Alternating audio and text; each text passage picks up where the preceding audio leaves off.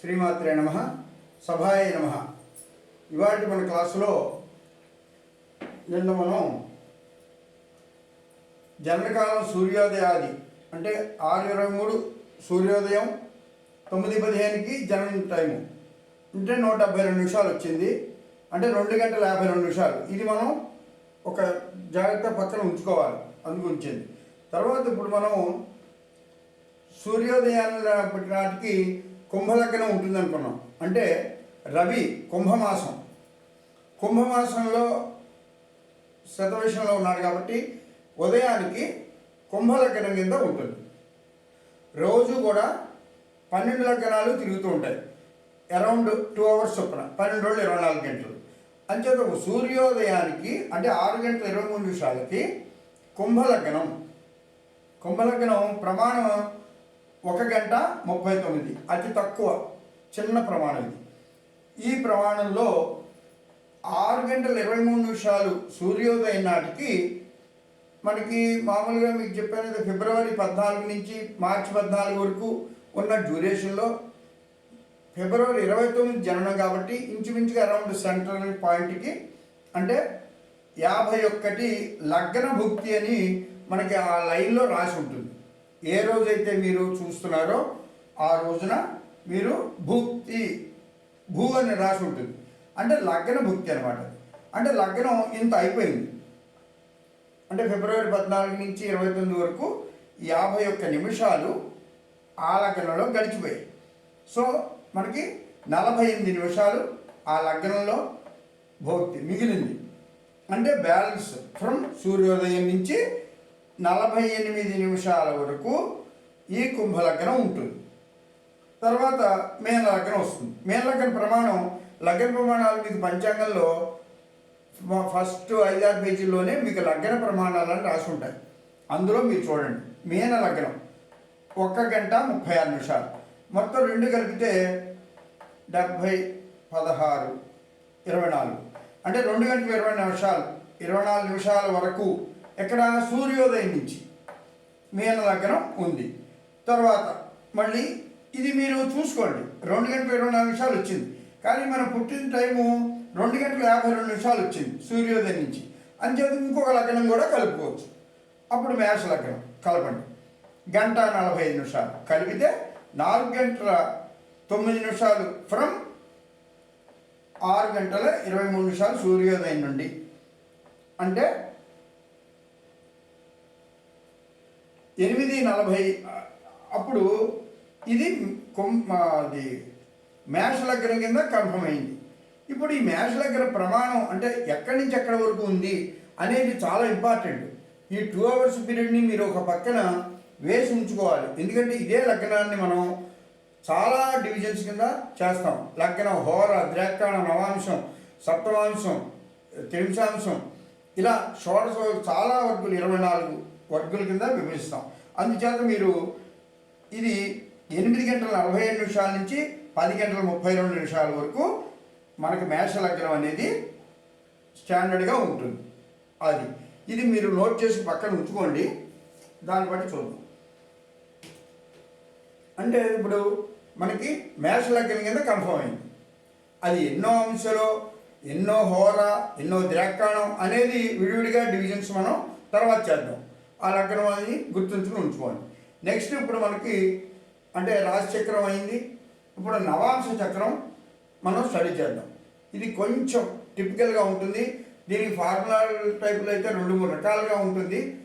అందుకని ఇప్పుడు మీరు ఎలాగో చూద్దాం. ఇందులో మేషంలో అశ్విని, భరణి, కృత్తిక 1, అలాగే వృషభంలో కృత్తిక 2, 3, 4, రోహిణి, మృగశిర 1, 2 ఇలా మనకి సర్కిల్లో ఉంటాయి.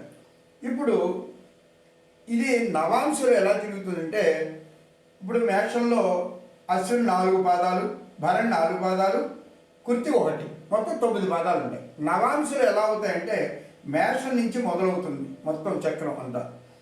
ఇప్పుడు మేషంలో అశ్విని 1, అశ్విని 2, అశ్విని 3, అశ్విని 4, భరణి 1, 2, 3, 4, కృత్తిక 1.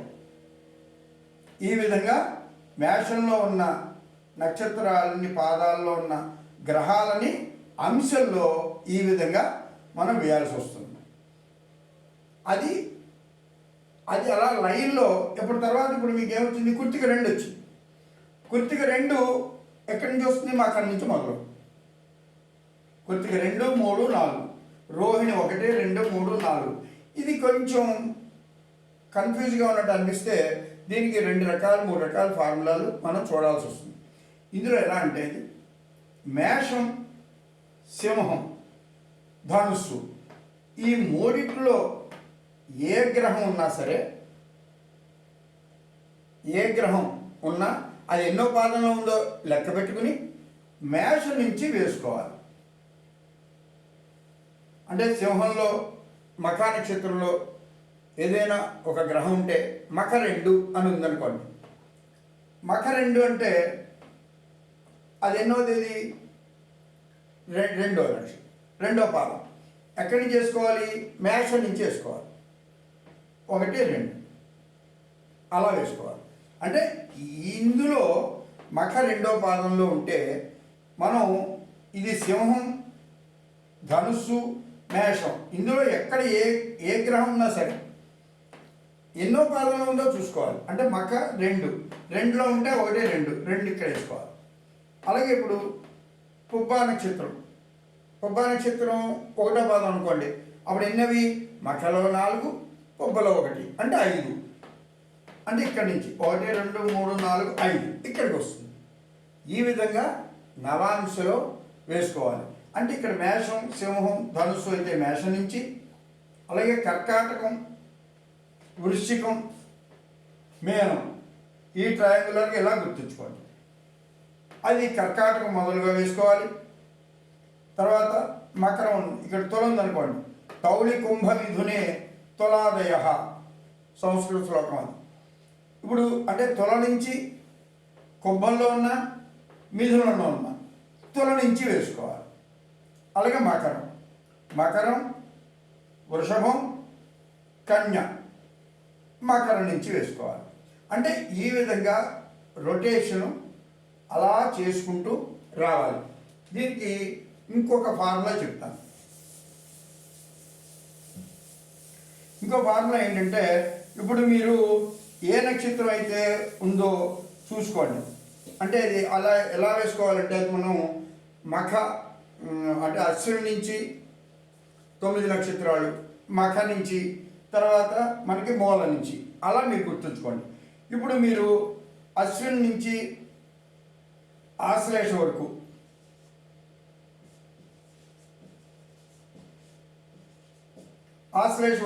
అది 9 నక్షత్రాలు అవుతాయి. ఈ 9 నక్షత్రాలని మనం ఎలా లెక్క పెట్టుకోవాలంటే, ఇప్పుడు మీరు రోహిణి అనుకోండి, సపోజ్ రోహిణి 2వ పాదం. రోహిణి 2వ పాదం అంటే అవి ఎన్నోది నక్షత్రం, అది అశ్విని, భరణి, కృత్తిక అంటే 3 నక్షత్రాలు అయ్యాయి. 3, 4,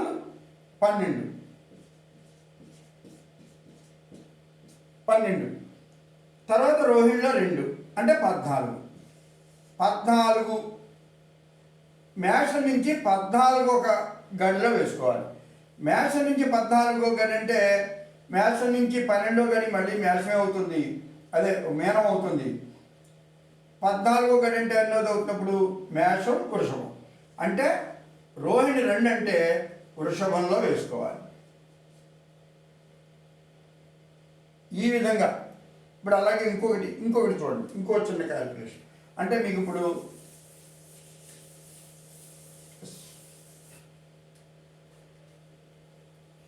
హస్త చూసుకోండి.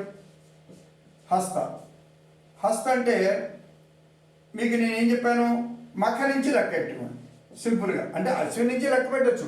అశ్విని నుంచి 9 అయితే మళ్ళీ అదే రొటేషన్లో సరిపోతుంది కాబట్టి మఖ నుంచి లెక్క పెట్టుకోండి. మఖ, పొబ్బ, ఉత్తర ఎన్ని 3 నక్షత్రాలు, 3, 4, 12 పాదాలు, 12 అయిపోతాయి. హస్తలో 3వది అనుకోండి, 12, 3, 15. మనం ఏమంటున్నాం, ఇందులోకి 12 తీసేసుకోండి. ఎందుకంటే 12 రాసులు ఉన్నాయి కదా, మల్టిపుల్స్ ఆఫ్ 12 కాబట్టి 12 తీసేసేయండి. ఇంక మళ్ళీ 3వది ఉంటుంది. అంటే మేషం, వృషభం, మిథునంలో హస్త 3 నవాంశలో ఉంటుంది. హస్త 3 ఈ విధంగా నక్షత్రాలని ఇప్పుడు ఇక్కడ హస్త వేయించేది. తర్వాత మూల అంటే పూర్వాషాఢలో ఏదైనా నక్షత్రం ఉంది అనుకోండి, అదే ఒక గ్రహం ఉందనుకోండి, పూర్వాషాఢ అనగానే మూల పూర్వాషాఢ లెక్క పెట్టుకోండి. మూలలో 4, పూర్వాషాఢ ఎన్ని అయితే అన్ని, అంటే 4, 2 పూర్వాషాఢ 2 అనుకోండి. ఇప్పుడు 4 మూల పూర్వాషాఢ 2 అంటే 6. 6 అంటే మేషం నుంచి కన్య. కానీ పూర్వాషాఢ 2లో ఉన్న ఏ గ్రహం అయినా నవాంశలో మనకి కన్యలోకి వస్తుంది. ఇది పొజిషన్. ఇప్పుడు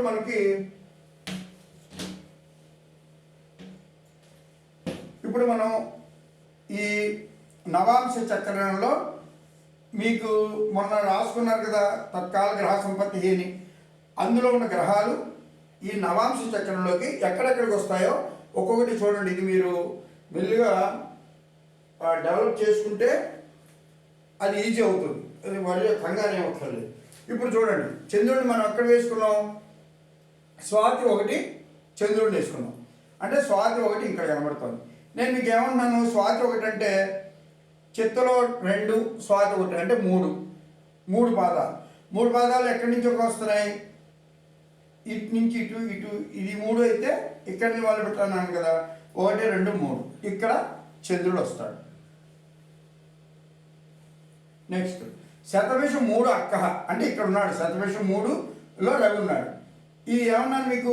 ఇందులో ఉన్న ఏ గ్రహం అయినా సరే శతభిషంలో ఉన్న తౌళి కుంభ మిథునే తులాదయ అంటే తుల నుంచి లెక్క పెట్టుకోవాలి. అంటే శతభిషం 3 అంటే ఇందులో ఎన్నో పాదం అది? ధనిష్లో 2, శతభిషంలో 3 అంటే 5. 5 ఎక్కడి నుంచి? తుల నుంచి. 1, 2, 3, 4, 5. ఇందులో ఎవరున్నారు? రవి ఉన్నాడు. అలాగే భరణి 2 గురువు. భరణి 2 అంటే అశ్విన్లో 4, భరణి 2 6. మేషం నుంచి 6, 1, 2, 3, 4, 5, 6. ఇక్కడ గురుడు వస్తాడు నవాంశలో.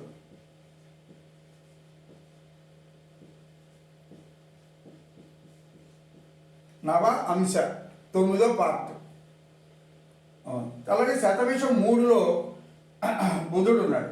శతభిషం 3 అంటే మామూలుగా ధనిష్ఠలో 2, 3, 4 పాదాలు, శతభిషంలో 3 అంటే 5వ పాదం, అంటే 5 ఒక పార్ట్లో ఉన్నాడు. అది తుల నుంచి 1, 2, 3, 4, 5 ఇక్కడే బుధుడు కూడా ఉన్నాడు. అలాగే శ్రవణం 3 కుజ. శ్రవణం 3 అంటే ఉత్తరాషాఢం 3, శ్రవణం 3.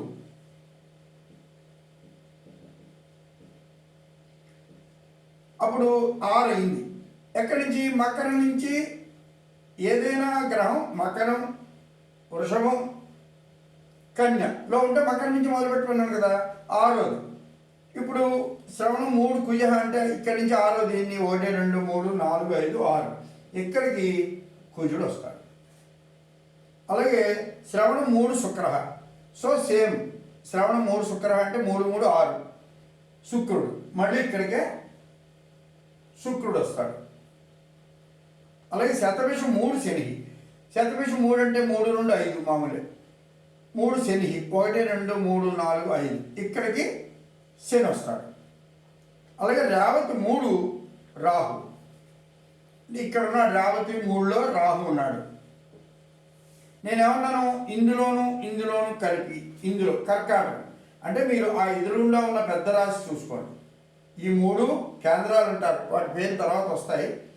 ఇందులో ఇప్పుడు నేను రేవతి 3 అంటే ఏమిటి? పూర్వభాద్రలో 4, ఉత్తరాభాద్రలో 4 అంటే 4 అంటే ఒక పాదం. ఉత్తరాభాద్ర 4, రేవతిలో 3, 4, 3, 7, 8. 8వది ఎక్కడి నుంచి? కర్కాటక నుంచి. 1, 2, 3, 4, 5, 6, 7, 8 ఇక్కడికి రాహు వస్తాడు. ఆటోమేటిక్గా ఇక్కడికి కేతు వస్తాడు. అది కావాలంటే చూసుకోండి. చిత్త 1 అంటే కన్యలో ఉన్నాడు. కన్యలో వృషభంలో ఏదున్నా మకరం నుంచి లెక్క పెట్టుకోవాలి. ఇందులో చిత్త 1 అంటే ఎన్నోది అవుతుంది? ఈ రాశిలో అది ఉత్తర 3, ఉత్తరలో 3 పాదాలు, హస్తలో 4 పాదాలు, చిత్తలో 1, 4, 3, 7, 1, 8. ఇక్కడి నుంచి 8வது 1, 2, 3, 4, 5, 6, 7, 8. ఇక్కడికి కేతు వచ్చాడు. ఈ విధంగా నవాంశ చక్రంలో ఈ గ్రహాలు ఈ పొజిషన్లో ఉన్నారు. మనం ఆ యొక్క ఫలితాలు వాటి గురించి మళ్ళీ డీటెయిల్గా చూద్దాం. ఇక్కడికి ఇదైతే మనకి రేపు మనం ఆరోడి చక్రానికి మనం రేపు రెడీ అవుదాం. అక్కడికి మీరు రెడీగా ఉండండి. సభాయ నమః.